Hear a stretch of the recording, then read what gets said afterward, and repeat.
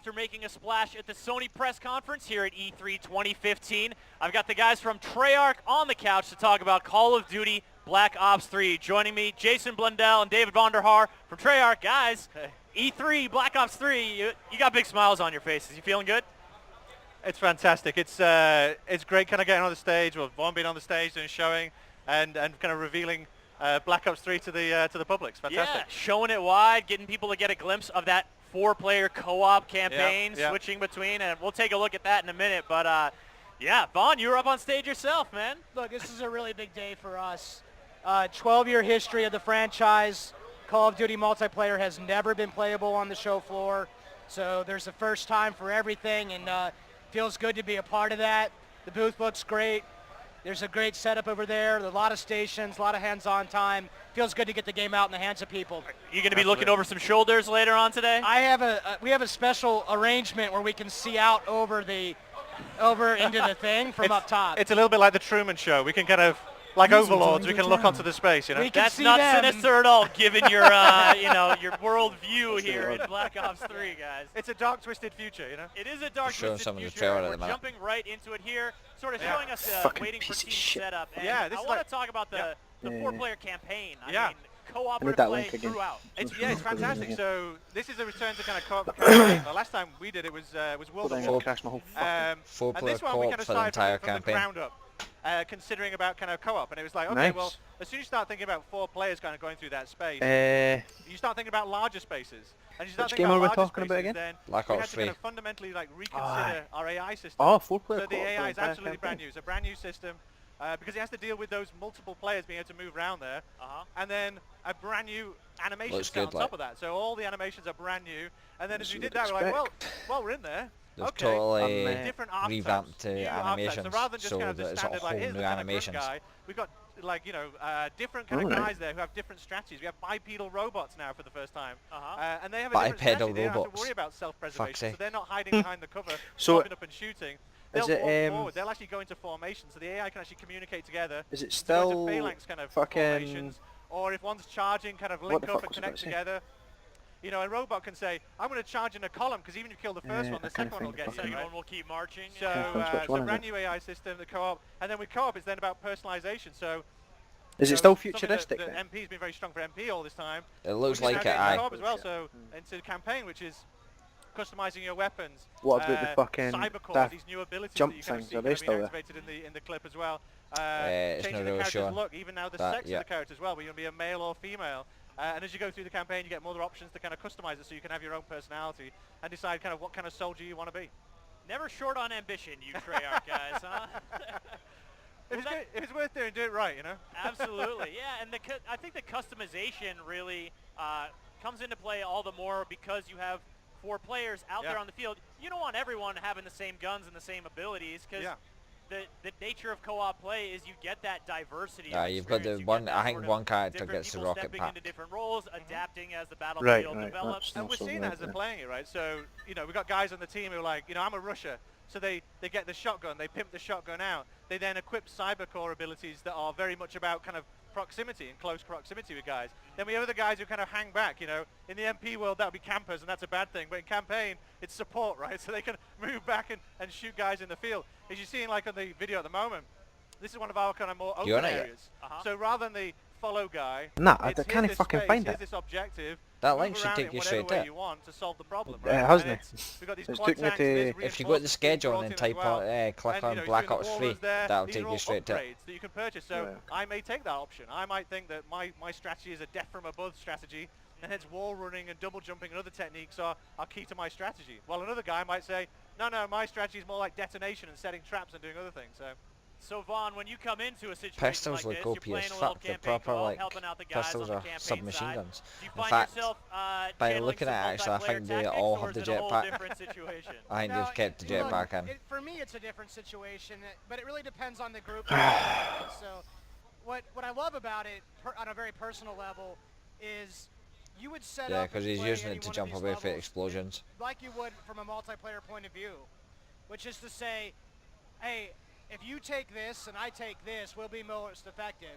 And what's kind of fun is when you go back and play it A again, lot you're trying to hacked. figure The out the enemy best came in combination with of stuff to put a together on your bipedal tank, squad to and be one successful. player Like, we weren't who so had a good with hacking that, ability and, basically you know, ran if we over had it, done this hacked it, and instead, then so let's started change our controlling it. equipment or loadout and take these abilities, cybercore abilities instead, or these guns instead.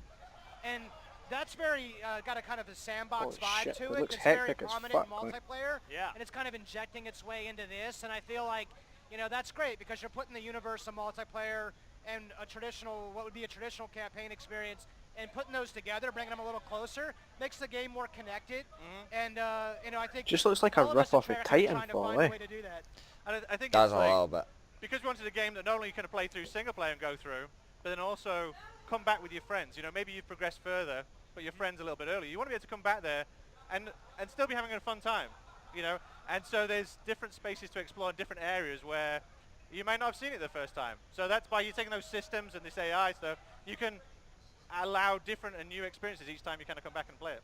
Really interesting to see the way that, you know, the sort of campaign and multiplayer areas of design sort of feed off each other and get, you know, get intermingled in terms of the core philosophy here with Call of Duty. I mean, it's one of the things that the 3-year development cycle gave us was the ability to spend that first year trying to figure how much we get to mingle together. I always makes me forget so that happy it's the we were 3 talking about this different earlier, companies which that is, make the Call of Duty games. Seeing narrative elements now entering into multiplayer. Seeing What's that? characters I always with forget that it's personality the and so 3 forth. different You know, companies I that live build and rights for breathe Call of Duty telling games, so they stories obviously and the take it in narrative, and turns. then obviously the fun. And as we've now got co-op in there as well, it's like You got taking what, more Treyarch, PvP, and Infinity I love Ward the fact that and I'm now seeing Activision? personality kind of coming into the MP game as well. Is Activision in it as well? I know Activision does day one, but I don't know if they're just a publisher or if they actually make it. Game that they're reference, right? Because it's a big universe, so you don't Honestly, see them can't verbatim, remember. and you keep the universe big. You connect them to the Treyarch world, and they're part of was the good. I didn't timeline, like it. sort of I didn't think I indirectly. would like it at It's a little first bit of a secret how, until I but it's started to fun. play it. And Yeah. if there's one thing we know about Loved Treyarch, it. it's how you Yeah. guys love your layered stories, your interconnection. Don't know, your, it looks like they've your went zombie trickery in and the- all that stuff. Right. Which, Talk about that. We're not going to use in that the same word. direction as a fucking. well, we'll look forward to hearing Infinity that word Ward maybe a have little a- later this Ah, year. Advanced as, Warfare. we look towards the I fall think release of that's Call of where Duty. You guys have they're set a date, right? they're thinking when Yeah, they that's can right. progress So, Call of Duty, because I mean Call of PlayStation Duty's 4, fallen behind. Xbox They've had One the and same PC, and we're on November 6th. obviously playstyle for years, Fantastic. David and they Vonderhaar, added Jason in Blundell, the thank you guys jetpacks so much and for coming on. Kicking off our stage show here with Call of Duty Black Ops 3. Is that Coming up done? next, folks, a game that made a splash at Sony's press conference. Surely debuted not. For the first time, Horizon Zero Dawn. They're supposed to get 20 minutes each. That's only been 11 minutes 15 seconds. Hmm. That's pretty shit. You're not gonna believe this. Apparently all they needed was 11 minutes. In the worst. Rule number 8. Never Yeah, take anything for it's granted. the When the job is I think that's what their version of CBS progressing. They think obviously the jetpacks adds a whole new thing to it, and that's how they've progressed their game compared to obviously like where DICE Well- has brought out the new Frostbite engine. They didn't update their engine whatsoever. They just added a new way of playing. Aye, which would be true and cool if Titanfall hadn't fucking beat them to the punch. Or Aye. they've basically done it at exactly the same time. Aye. It doesn't. I don't even. really small. Aye, the maps always have been small. I mean, But you can feel that you're closed in. until Battlefield doesn't feel like that. aye, until and I think until they update the engine, Call of Duty is never going to be as good as the likes of like Battlefield and all the other first-person shooters. They're just, to me, Call of Duty's falling behind. But they've still got a massive fan base though. Aye, they always will have a massive fan base just because of the name, more or less. And the 12-year-olds. And the fact that they've basically introduced aimbots as fucking attachments. Aye, basically you get, as long as you get it close, you're fucking, it's not even just your crosshairs, your actual sight will focus on the enemy. It's fucking stupid. And these fucking wall hacks and shit as well, and they're like wall hack attachments. Aye. Are fucking... You're terrible at this game. We will basically do it so you're like got all these abilities that'll make you amazing. I didn't mind a perk. I think perks were good. The perks Aye, were one of pets the are best good, like features of Call of dogs. Duty, Aye, but- exactly, dogs and the fucking chopper gun and stuff like that. Stuff where you actually have to fucking play well to get.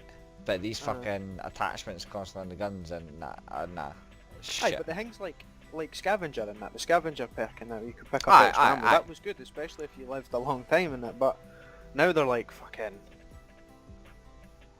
like I said, fucking wall hacks and fucking aimbots and bullshit. Fucking 2 seconds. One of the best things every year at E3 is the